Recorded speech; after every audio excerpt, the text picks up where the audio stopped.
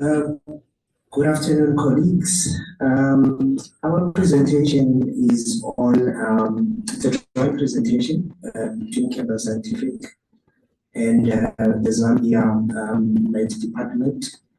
And we wanted to highlight the importance of collaboration.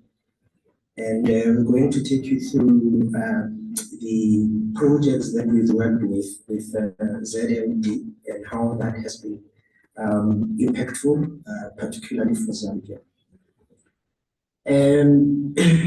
My name is Quvile from Campbell Scientific. I'm responsible for business development for Africa. And I'm joined with my counterpart from ZMD, Edson Nkonde, who's the director of the department. So in terms of our presentation, there's the outline. I'm not going to go through it because of the interest of time. I'm just going to get right to the meat of things.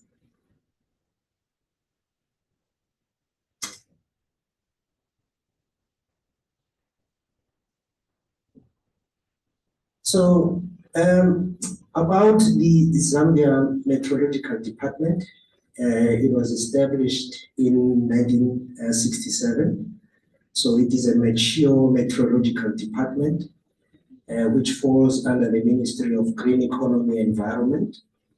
And ZMD drives the implementation of the not so long ago promulgated National Framework for Weather, Water and Climate Services for Zambia, and which has 6 strategic imperatives. And the first 2 that are central to this presentation are to strengthen water, weather and climate observation and monitoring systems, and strengthening technical capacity on water, weather and climate services. And then about Campbell Scientific, the company was founded and established in 1974 in the USA. So last year we had our 50th anniversary as a global company. And the Africa business was established in 1996 in Stellenbosch, South Africa. So next year we are celebrating our anniversary as well. So we have 16 offices around the globe, and we have over 1,000 employees worldwide, and we are a very strong global and growing company. And we have a vision that says from measurement to insight, because for us it's very important that we don't just supply instruments, but that our instruments are very useful in terms of providing the necessary insights. Campbell places value in having, this is very slow, I'm trying to move the slides much quicker. So there's a delay between this and the slides. So Campbell places a lot of value in having regional presence, so that we are close to our customers and clients, we can provide proper support. So we have a fully fledged production facility in Cape Town, from which we are able to serve the entire of the African continent. And just wanted to highlight the basis for PPP collaboration. As you know, the WMO actively fosters PPPs to enhance weather, climate, and water services, promoting sustainability and achievement of sustainable development goals.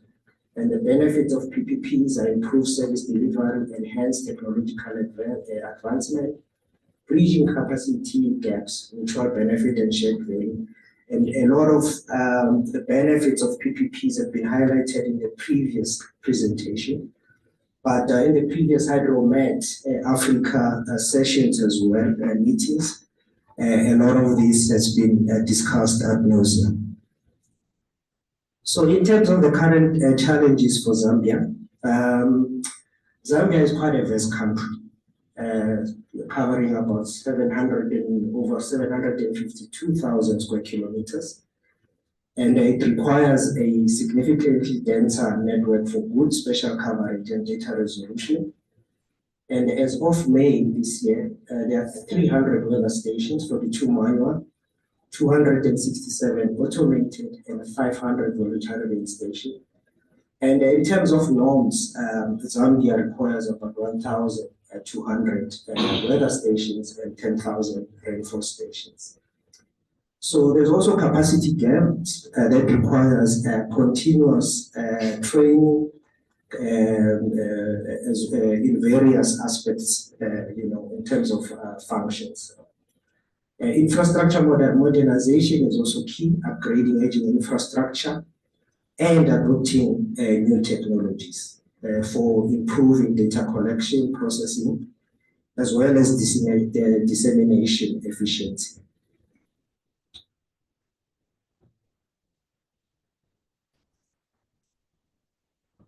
Now, in terms of the current status of our collaboration with ZMD, we've installed about 180 stations, all including fencing, installed over a period of about 4 years through various projects supported by SASCA, COMESA, UNDP, World Bank, and so forth.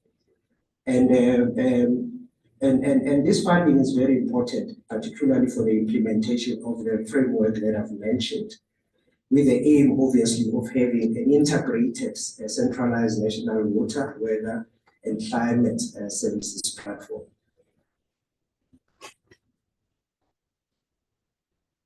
And I'm soon going to hand over to my counterpart, but before I do that, I just wanted to highlight one of the examples that we did through the World Bank funding. And the nugget I would want you to take out of that is the critical success factors for implementing such an enormous project. So we were then appointed to deliver and install 128 WSs. And we actually took account of the traveling. We traveled more than 30,000 kilometers that we've covered, 5.7 kilometers of clear view fences that we installed, 2 clutch plates that were replaced, so there were vehicle breakdowns in the process, 1 engine rebuilt on the field, and some sites only reachable by boat, infinite number of potholes and encounters with various wildlife, elephants, giraffes. There was an instant where we had to wait for an elephant to give us way. We waited for more than an hour for that. So apart then from the challenges, we are able to go on a safari as well as implementing the project. Another challenge we faced was the fact that we had to work through. Is it coming? Yeah, we had to work through the rainy season as well.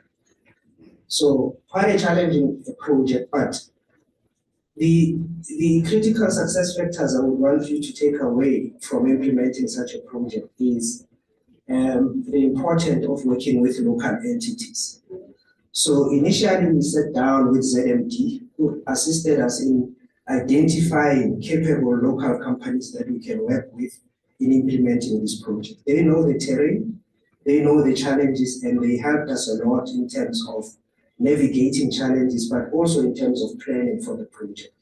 That's the first critical success factor. The second one is ZMD did a lot of preparation for this project. You can imagine, right? Selecting 120 sites that comply to WMO guidelines, making sure that in some of the sites, for instance, they check for cellular network. Where the cellular network, we ensure that we prepare for satellite networking. And in certain instances, some of the stations require that we install evaporation pans and sensors. So you need to make sure that the source of water in those stations. So all of that took a lot of preparation from ZMD side. So that was a very important critical success factor. The last one, which I think is also the most important one, has to do with project governance. So in implementing this project in particular, ZMD appointed the project management office within the ministry to ensure oversight over the project. And the PMO was actually independent from the department. And with the PMO, we established the project steering committee. And reporting to the project steering committee was the project implementation team. And that structure allowed us to identify problems as and when they arose so that we can address them immediately, and also to identify potential risks going forward with the project and mitigate against those. So those are three important critical factors that I would want you to take as a market.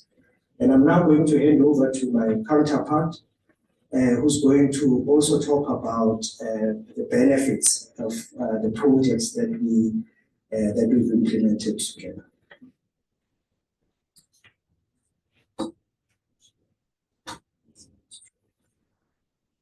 Well, thanks very much, Quvile. Good afternoon. Yeah, so like Quvile has said, my name is Edson Nkonde, the Director of the Meteorological Department in Zambia. So I'll straight away go into,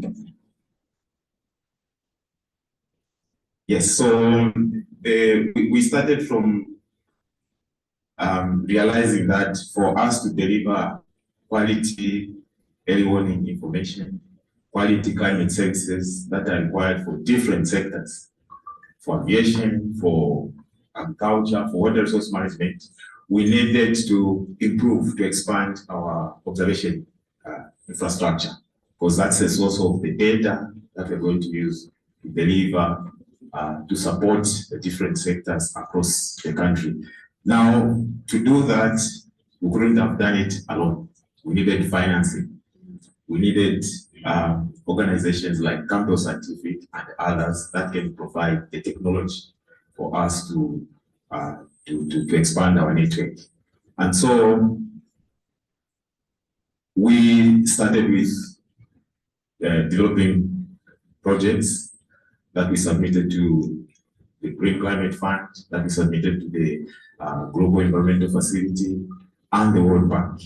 And through all those initiatives, we were able to have a number of our infrastructure expanded. So that's the point that I want you to get from this presentation, the power of collaboration. So in this respect, the areas of success and potential collaboration, for example, network modernization and expansion. We have been able to expand our network actually beyond the 180, and all these are Gcobane compliant. We're currently sharing about 80 sites on the WIS, the WMO platform.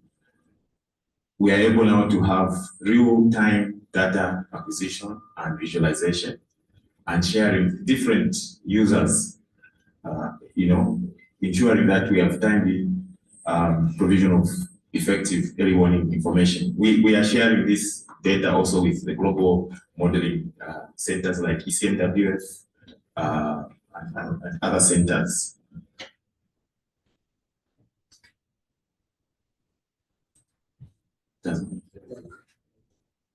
Yeah, so the other aspects, of course, that through this collaboration that we are doing is capacity building.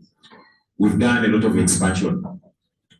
We need capacity in terms of the number of people that can manage the infrastructure, this vast infrastructure.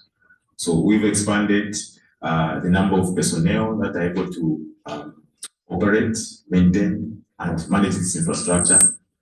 And all those have been trained at facilities, Campbell facilities, both here and also during the process of installation of the infrastructure. And that collaboration still continues even now. There are a lot of online trainings that are conducted by Campbell Scientific to our staff so that we're able to manage this infrastructure over a long haul. Of course, because of the information that is coming from there, the data that we're able to collect, That data is feeding in a lot of processes to improve our forecasting, to improve our early warning information, to do a lot of monitoring. We just had a project with the South African Weather Service and the INAM, Mozambican Met, and with support from the UK Met office called the WISER.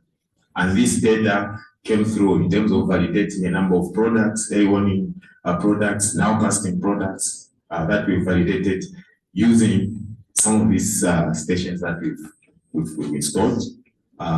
So we have a lot of data that we're able to feed into a lot of other processes and other applications for different sectors. So basically what we have is we have over or around 200 stations. Some of the stations are able to transmit data. All the stations transmit data to a central server at our facilities in Lusaka. Some of them do it through cellular network. Where we don't have cellular network, there is satellite modules that are installed that are able, but all of them transmit that data to a central server at our facility in Lusaka. We also now, for a number of our stations, transmit the data to the WIS platform, where different users now can access that data to incorporate in modeling, NWP processes, and other applications.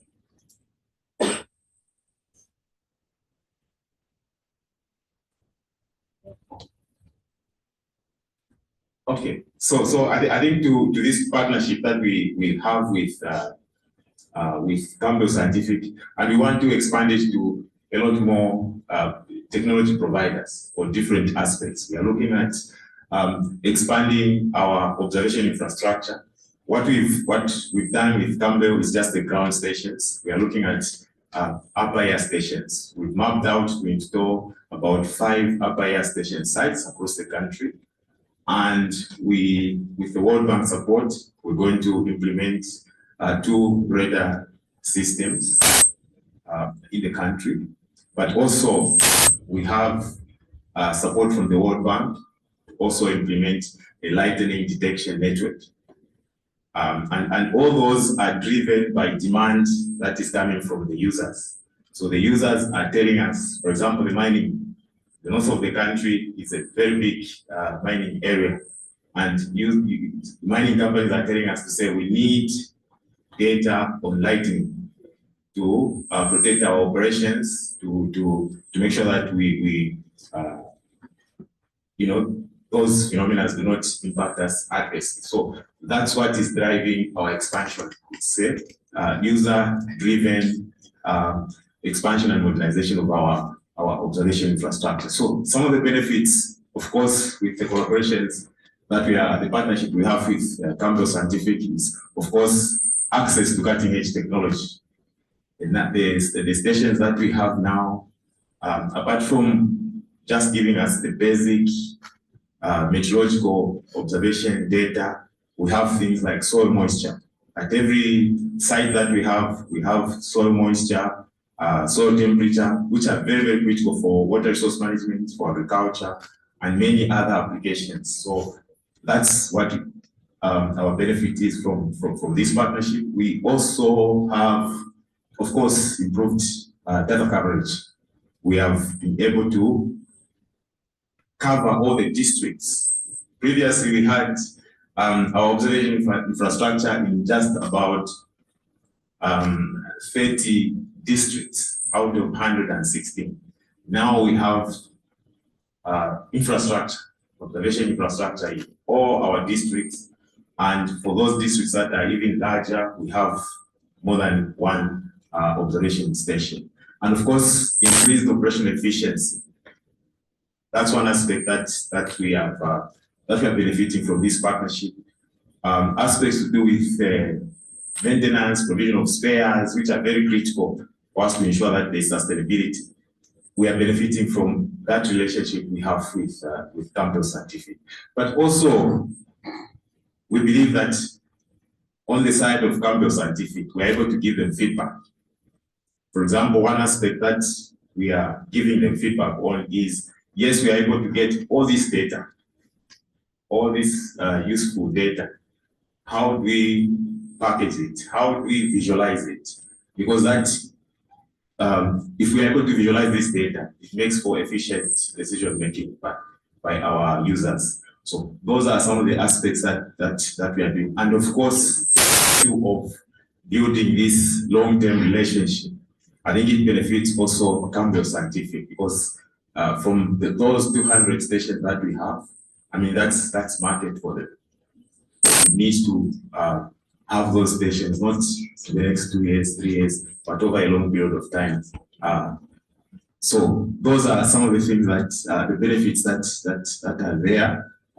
In terms of moving forward, so yes, we have this data, which is of course driven by the demands that we are having from the different users in the country, but we need to do more. We need to make sense out of this data. How do we ensure that we work with the users to do research, academic institutions do research to ensure that we develop products that are tailored for different user groups in the country, from agriculture to the mines, and also to the financial sector. One thing that we are getting a lot is a demand of this data from insurance companies, for example. So we need to see how do we tailor this data, produce products that fit their requirements. And of course, what we've done so far is hasn't covered what we feel is the optimum. For example, we need to have over 3,000, up to 10,000 rainfall stations, because that will now support issues of water resources, of course, issues of agriculture, which are becoming more prominent in Zambia, because agriculture is driving a lot of increase in employment and a lot of industrial development in the agriculture sector. So we need to be present to provide the information that they require for them to develop. So we need to continue expanding and modernizing, our observation infrastructure. Integration of diverse data streams. We're talking about our ground stations, over 200. We're talking about satellite data, we're talking about radar information that we are going to have very soon. And of course, we're talking about the up-air stations. How do we integrate all this information to come up with early warning information, to come up with numerical weather, to enhance numerical weather prediction models that are going to inform us in terms of the early warnings and different products, climate services that we can now give to the different users. And we are talking about, this is about moving forward now. Sustainability of the network. How do we ensure that the network is sustainable over a long haul? We're talking about partnerships like the one we have with Campbell, but also with other, want to work with a lot of other technology providers, because that for us means sustainability. We are talking about working with the different sectors. We co-produce, we have all this data. How do we make sense of it? Make sure that it helps the sectors, it helps the users, it helps a farmer out there who's going to make more money. If they make more money, we can justify why we need to have this infrastructure. And of course, sustained investment in human capacity. We need to have a sustained development of our capacities, from managing the infrastructure, simple things like installation, making sure that the stations are operating, ensuring that the data is reaching the people that needs to use it for the different applications, and also ensuring that we have the capacity to develop the products that the users need. And of course, one aspect that we are discussing in the World Bank for support is the issue of calibration and maintenance facility, or workshop, if you like, so that we complete the whole process ensuring that whatever we install is producing good data and good quality information. Yeah. So, of course, I've mentioned some of these: developing of tailored information and products, creating user-centric sector-specific meteorological and hydrological products. That is very key to ensure that Zambia moves towards climate resilient development.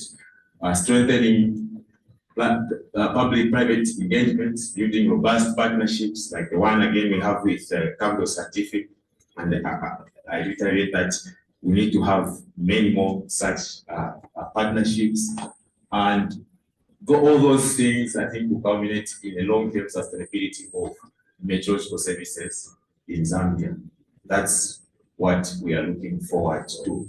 And also, this call to action is just to invite all stakeholders here to ensure that we recognize the immense value of strong partnerships between the National Meteorological and Hydrological Services and also the technology providers. I think sustainability, that's one aspect in terms of partnerships that we really need to strengthen. Because I think the technology providers understand a lot about the technology, the appropriate technology. We understand a lot about what we need. Bringing those two things together will create a win-win situation for both of these entities. So I think with that, we end here.